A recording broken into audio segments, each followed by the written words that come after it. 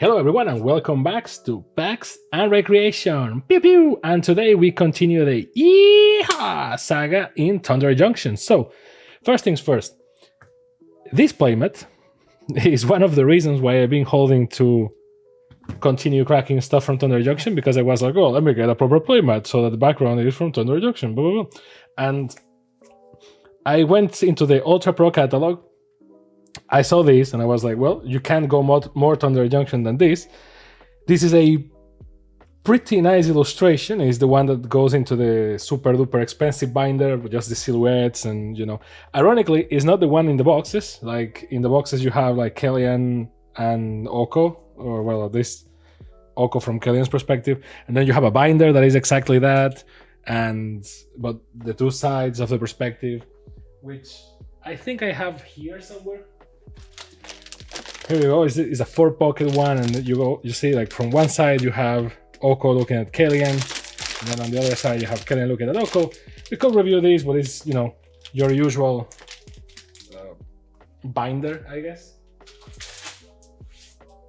So let's ignore it. But all this to say, I bought this, and you may be looking at it and going like, is this like a fake or something? Because the colors look washed, and it's like, nope, it's actually a foil playmat. And don't buy foil playmats. This video is not a review of the playmat, but you're going to see it, so might as well give you context, because they look washed out. For example, look at the seams on this thing. Look, this is the color of the seams. This is the color that it should have. And then look at the texture on the foil. So not great. Plus, this thing, Ultra Pro now has this Pinfinity thing. It's like a collaboration or something.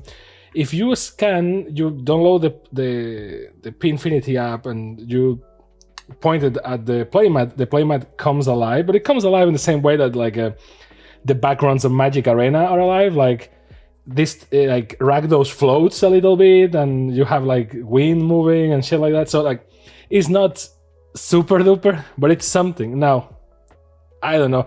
Does anyone, like, open question to the public, does anyone like foil playmats? Because it's the second time I bought one. I didn't realize this one was foil.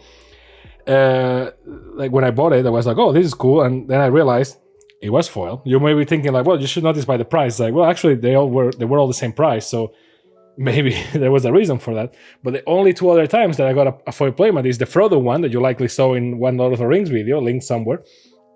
And the one from March of the Machine, The Aftermath, which is the best thing that that set has, which is that image that looks like X-Men Days of Future Past. And it also is foil, and it also looks like crap. So don't buy foil playmats. And this thing is nice as a curiosity, but it's not worth it. So with that out of the way, now some proper color saturation. Let's crack a collector booster of Outlaws at Thunder Junction. So after some time has passed, welcome to my British accent. Some time has passed, and the set has settled a little bit, which is either an advantage or a disadvantage, depending on how you look at my content. And we are going to see how the prices hold in the market, because the first week, prices are all over the place, and people get very crazy about cards. And in the weeks following, basically two things happen. We start getting distracted. Oh wait, this is a nice detail. There's like a bag or something that it opens. That is nice. So you start getting spoilers for the next set. So everyone forgets about the old one that just released. So Wizards, please pace yourself a little bit, because yeesh, like literally we're still cracking Thunder Junction, and the next like do the pre-release, and then you have the official release like a week later. So they released the things on Friday, and they were already like, okay, so spoilers for Modern Horizons. Is like, bro, please let us be. So this set is very draftable. That's one of the things, and that's why we're opening collector boosters. But it has some complications that hopefully we're going to address as we crack this. So, another round in white art, not bad, or full art. prosperity, the prosperity post. This is the thing, and this is what you're going to see in this booster and all the other boosters boxes that we open like this, is that you have 3 sets in one. Technically 4 if you count the commander one. You have the breaking news one. See, like that was the normal one, breaking news, commander, so you have a lot of icons. I am not going to divide them by set, otherwise we will need like 3 tables for that. So bear with me. Ooh, Tiny Bones, the Pit Pocket. Nice. The fun thing about this is I have a friend that is a great MTG artist, and he knows we crack boosters for a living here. And he asked me like, "Hey, have you cracked a Tiny Bones Pickpocket, like wanted poster yet?" I was like, "Nope," because this is the first collector booster we open. I was like, "Well, when I crack them, if I pull one, I will let you know." Literally. First booster, first in the first box. There you go. So nice, not bad. Lila on the Feet of the Slick Shot. Multicolor goes boom. Back for more. I have mixed feelings with the old news or the breaking news cards, and then you have the ones that everyone wants, that are the ones that technically, nice line, that are the ones that technically were supposed to be a different set, like the Aftermath, and then Wizard was like, actually, and they pulled it back. Oh, I see that these. Okay, I love the fact that Wizards has the weirdest logic for their collector boosters. This one was backwards, so the strong pulls are first, and then you have the chaff, which is basically the normal cards but in foil. Roster Rampage, Nezumi Link Breaker, okay. Silver Deputy, Corrupted Conviction, and Phantom Interference in one of the deepest blues I ever seen in my life. Yes, look at that. Okay, so yeah, we're basically going to mix the breaking news, the commander, and the big score ones, because otherwise, yeah, we need 3 tables. But don't worry, if you have a strong OCD like me, after the video, when I sort them, I will separate them. But see, like token first, does this mean that you're supposed to open them like this and go like, oh, super surprise? So Highway Robbery, Dance of the Tumbleweeds. I'm just going to do this one like this because I know that some people get very pissed at me when I open the boosters backwards, which I think is a little bit more surprising. I mean, if I do it, you get pissed. If Magic Arena does it for you, it's okay, right? And now I know what the comeback is, which is I press a button in Magic Arena and they all flip at the same time. So I can do that as well. But then, the channel loses punch. Fling, okay, cool. Clear Shot. Fortune, Loyal Steed. Okay, nice. The whole mount mechanic is one that I enjoy a lot. Ooh, Goldvein Hydra in full art. Not bad. Not bad at all. Vigilance, Trample, Haste. Goldvein Hydra enters the battlefield with X+1/+1 counters on it. When Goldvein Hydra dies, create a number of tapped treasure tokens equal to its power. I love how Wizards tries to control the power creep and goes like tapped treasure tokens, which is like, at least you don't get the crazy ramp in the same turn that you did your play. But still, Wizards, a lot of treasure tokens. Bounty Board. Again? No. So Bounty Board in full art. Void Slime, which you will think this will be a green card, but it's green-blue, so yeah. That's the problem with these cards. You can't really tell the color without like proper looking. Ooh, Bristlebud Farmer. See, this is from the big score. Most of all the big score cards are useful or good. There are some that people are really going crazy about. Now, there is another factor to this, and is that when you open normal play boosters, there is a probability of you getting a breaking news card, and there is an even lower probability of you getting a big score card. So big score cards are where the money is. Ooh, the Key to the Vault. This card is pretty good, and I will never stop defending it. Problem is that if you're one of those people, ooh, Anguish Unmaking, let's go. I don't like this art, but every time I read this title, I remember the was it Shadows of Innistrad or Eldritch Moon card that Sorin is on making Avacyn, and is just great. The commander that everyone is talking about, Stella Lee wild card. I can tell you, the more I play with this deck, the more I see the potential of this commander, and that's kind of the thing. The deck is pretty good, all right. I think it kind of needs a little bit of a push. Tiny Bones joins up. You can see that we're doing the Wild Wild West set because my accent just keeps moving to like a southern accent. All of the sudden, like Tiny Bones joins up. It's like, what the fuck? A mountain. Which, by the way, I don't know if you noticed, but one thing that I like a lot about these lands is that they go back to that old school Magic thing that is like, no, the symbol has to be in the card, right? So you have the water drop here for an island, and you have the fire symbol here. Although this is more obvious because it's like floating rocks. Okay, I will. Or is because of no, it's floating rocks. So some of them are more obvious than others. Neutralize the guards, binding negotiation. I think that the island is one of the more discreet ones. Eartha Joe, Frontier Mentor. And that's the thing. As I look at this card, Armored Armadillo. There's a debate that is still ongoing in the community because this set kind of doesn't make sense. So, Outlaws, Murders at Cattle of Manor, it really screams, oh, Roxanne, Starfall Savant, which every time I look at this card, I think of Elden Ring. I don't know why. Commandeer, not bad. Tower Winder. Marquesa, Dealer of Death. I thought I was the only one saying Marquesa because, I mean, come on, it has to be that because, yes, I know that it's March, so it should be Marchesa. Then again, English doesn't have any consistency when it comes to pronunciation.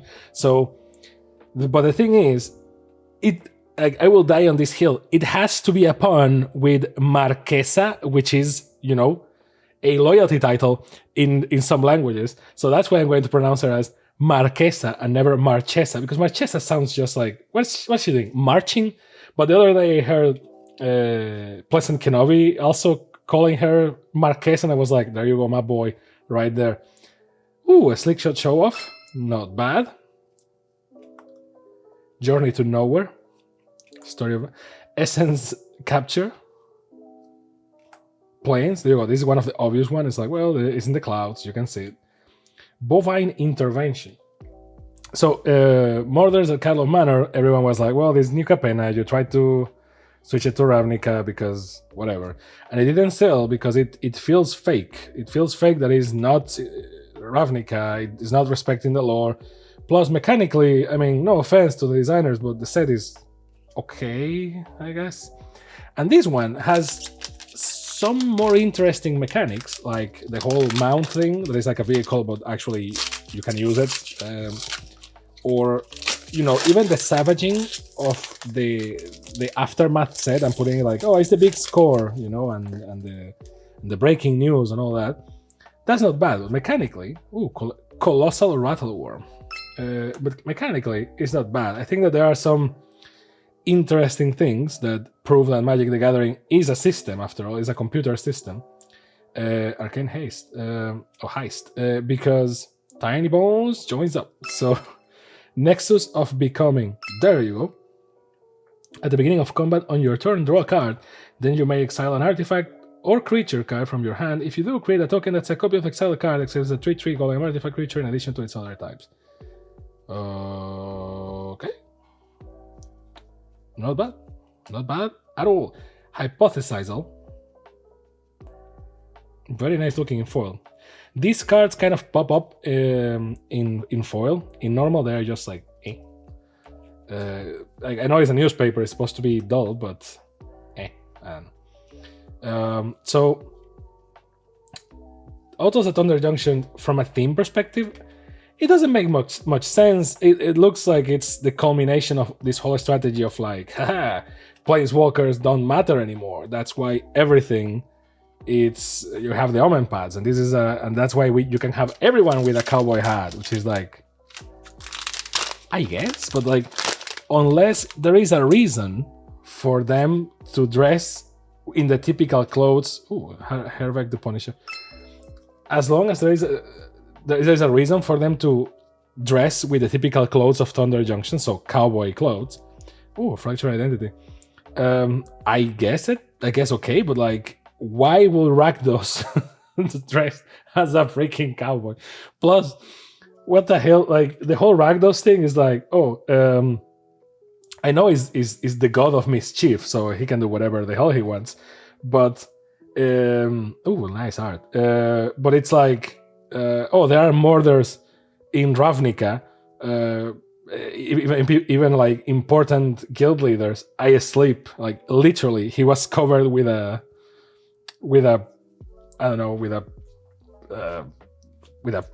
curtain or something. He was covered with that. So it was like, murders in Ravnica. I asleep. Go to play cowboy with Raska. I'm awake. Like, why is that? And then again, from a visual perspective, it's kind of nice to see like a lot of cards appearing here. So it's kind of like a Smash Bros set, like kind of like March of the Machine. I will die in this hill saying that March of the Machine is the true Magic 30. And the only thing that spoiled it is the same thing that created the Magic 30 Anniversary Edition, which is the money thing from Wizards, because thought size. I say Borborygmos. Do you mean Borborygmos Enraged? And that's how a rule was created. If you know what I'm talking about, I think it was using Thoughtseize that in the final of not a final, but at least at the Pro Tour. I don't know the story exactly. Like, likely there's people telling the story better than me, but apparently, Avian Interrupter, very useful card. Someone's used Thoughtseize because Thoughtseize says target player reveals their hand. You choose an online card from that. Target player discards that card. You lose 2 life. So I don't think it was Thoughtseize, or maybe it was. No, it wasn't. It was the other card that. Now I might as well just tell the story, even if it's not the same card. It was a card similar to Thoughtseize, but yeah, you say a card and the other player can't play it because you prohibit him of playing. It's not Thoughtseize, but the art is very similar. It has to do something with a needle. I can't remember. Someone will remember and correct me in the comments for sure. But basically, that one player said Borborygmos because the other deck was using Borborygmos Enraged, and the other player was like, okay, cool. And a couple of plays later, or a couple of turns later, the other player just plays Borborygmos Enraged, and the other player was like, nope, you can't because I prohibited you with my card. And the player with Borborygmos goes, no, you said Borborygmos, and this is Borborygmos Enraged. And the other guy was like, but do you have both in your deck? And he's like, nope, but you mentioned a card, and this is another card. So they called the judge, and this is a very Magic the Gathering thing. So when people say Magic the Gathering is a game for nerds, they are not right. They are not wrong. We are nerds, but proudly so. But when they say it's a game for lawyers, they are also very right. Like, this is a lawyer situation. You might as well call legal or something, because it's like, hey, he said this. Oh, well, but the rules say that you have to mention the card, and he didn't mention the card exactly. So, Ancient Cornucopia. So you're in this weird situation where the judge kind of agrees with the guy that used the card that bans stuff, but the rules are the rules. So he needs to side with the other guy and just be like, well, okay, but in the next game, right? And the other guy is like, nope, it's not in the rules. You can't force me to do something that is not in the rules. Which reminds me of that meme of, beautiful art, of the meme of the Platinum Angel and the Honolulu standoff. But basically, because of that, after that game, it was added a rule to the game that says that if you name a card because of an effect of a card, and both players know exactly what you mean, that's enough. You don't need to mention the card specifically. because again, Borborigmos, the other guy was like, oh, I actually only have Borborigmos and Rage. It's like, well, if in the game you go Borborigmos and the card is called Borborigmos Dancer of Fire or whatever the hell, it's still that Borborigmos. As long as you said, that means that you acknowledge it, that's it. So it's a game for lawyers. That much is true. What I was saying about Thunder Junction? Oh, Thunder Junction. Ooh, Cruel Ultimatum. Let's go. I don't like the art that much of the breaking news ones. I again, no disrespect to the artists. I mean, I couldn't draw anything better, even if I reincarnate 3 times doing re-specs. But Surgical Extraction, not bad. But I don't know. I think it's the mix between the art and the whole paper thing. It's not the type of card that I like. The wanted posters, I tolerate them better, but still, Topor, the Torpor Orb. I love how they just do weird names for the sake of it. Torpor Orb. Say that 3 times fast. Creatures entering the battlefield don't cause abilities to trigger. So, portable Elish Norn. Murder. Tornado. Gotta love it. Forest. See, the forest is kind of discreet. You can see the tree there, but it's kind of a meme that everyone is like with a cowboy hat without need, and everyone is here because now you can take the omen paths. You don't need a planeswalker anymore. So from a design perspective and from a selling cards perspective, it's cool because you like Marquesa, you like Rakdos, you like I don't know, Vraska, all these people. It's like cool. So we can put them all in a set so that you're happy. And this is the villain set. And there you go, which is funny because we call it as the cowboy set, and Mark Rosewater calls it Memory Vessel, and Mark Rosewater calls it the villain set because you have the crime and all that stuff. But it's like, sorry, everyone has a cowboy hat. So 3 and 2 red, tap, exile Memory Vessel. Each player exiles the top 7 cards of the library. Until the next turn, players may play cards that they exile this way, and they can't play cards from their hand. Activate only as a sorcery. And it's an artifact. But you exile it, so you can only use it once. Okay.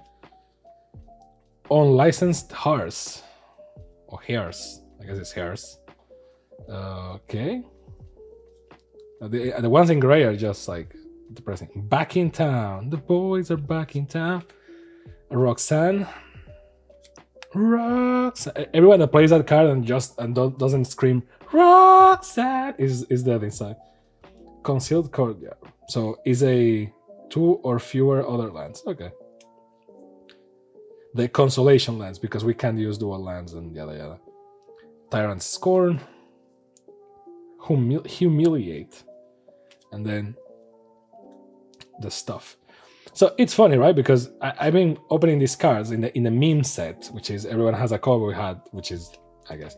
But from a playable perspective, it's funnier. And from a, let me see if I pull something weird, because you have 2 extra sets. So you have the breaking news ones and you have the big score one, which is where, well, the big scores are.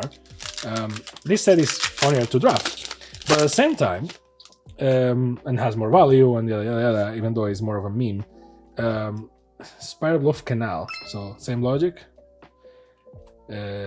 Abrupt Decay, oh nice. So see, some useful reprints, and since they are useful reprints for Commander, because I don't know if they made them legal for Standard, I don't think so. If they did, well, that kind of brings you think, but I don't think they did. Claim Jumper. Vraska joins up. The whole story about this set, I mean, we're going to talk about the story in the next collector booster box that we open, because I really want to talk about the story about this set. So, subscribe for that. But we need to talk about the story of Magic the Gathering for a second, because yeah. So in the next video, watch out for the rant. In this one, I'm just going to say. Let's just focus like the art style is kind of all over the place. I like the fact that cowboys and all that.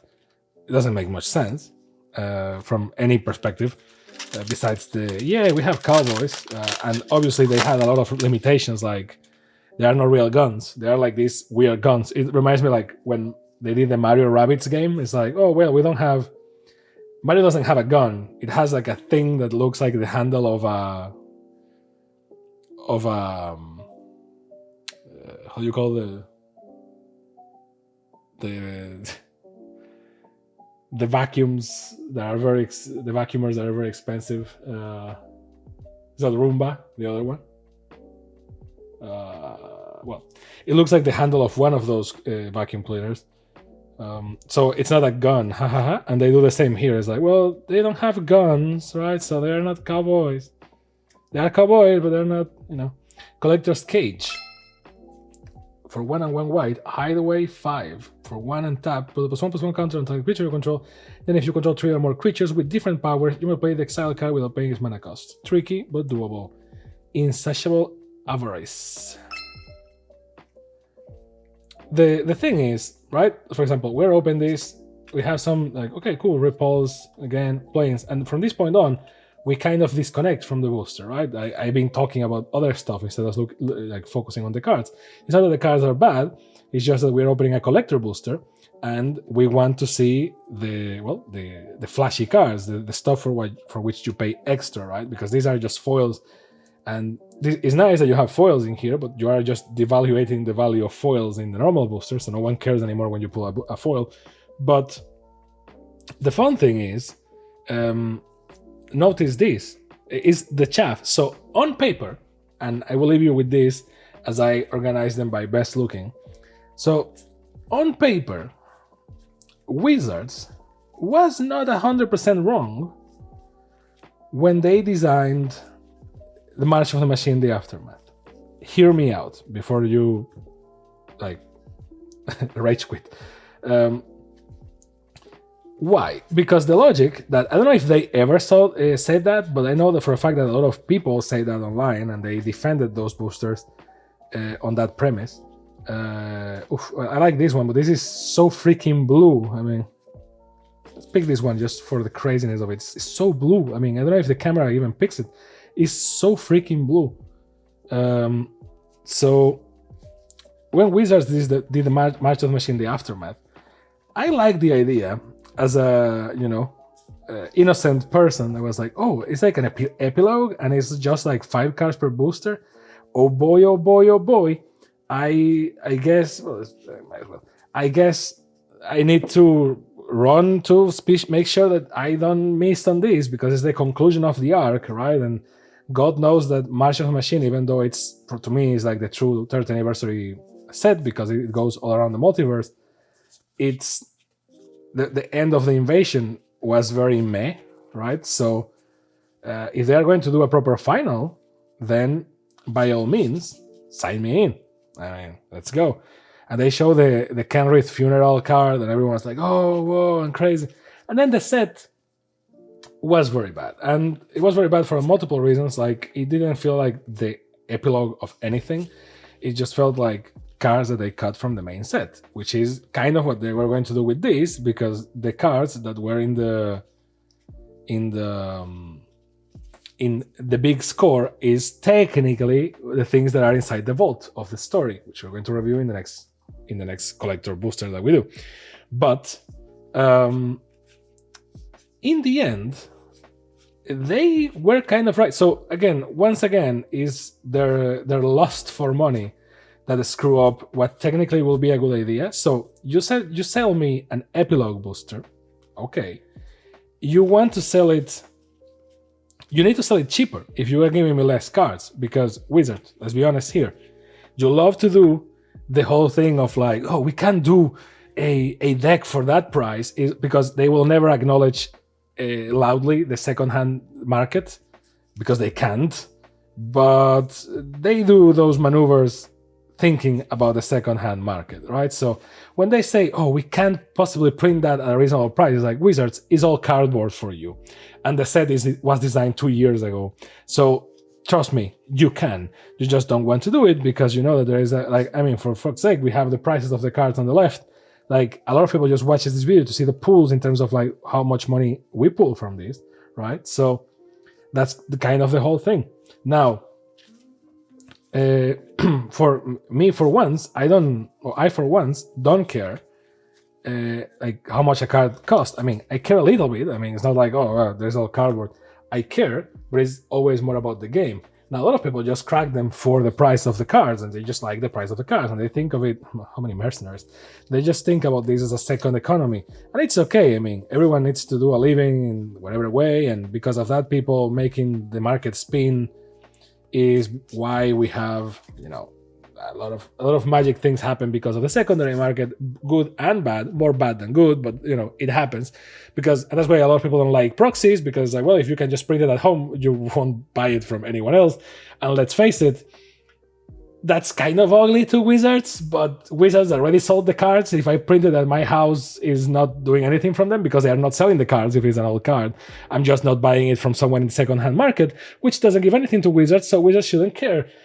But they care because the second-hand market, that's why they don't print the cards the same way. So if they did Aftermath, like it was only 5 cards per booster, if they did it cheaper, a lot cheaper, not the same price as a normal booster, it's not a bad idea, because let's be honest, when a lot of you that you are already experienced opening packs, open packs, and recreation, you basically just go like this and go to the expensive card and kind of ignore everything else. And that's why even the set symbol is on the right, so you can see like, oh, I got a gold one or an orange one, so rare or mythic, because for a lot of people it's all about there is. And yes, there is Pauper, and Pauper is a great format, but if you remove the chaff from a booster, it's better for everyone, because if you collect Magic for a long time, let me tell you, you certainly have a lot of cards laying around that you don't know what to do with them, because maybe they become good at some points, commons and uncommons, and a lot of rares even, because rares are not as good as they used to be. Even mythics sometimes are just bullshit. So what's the moral of the story here? With less avarice, they could do great things, because we don't care about chaff, we just want cool things to play with. So sets could have less cards, just meaningful cards. But it doesn't work because they want you to do sealed, and they want you to have a difficult time pulling the good cards. So it's a business at the end of the day. And that's why the vault cards or the big score cards are more expensive. Now, this is the total. Let me know what you think down below about this whole end of video rant, and what you think about the pools. Don't forget to like and subscribe and all the stuff that the cool kids do. And I will see you next time on Packs and Recreation. Yeah!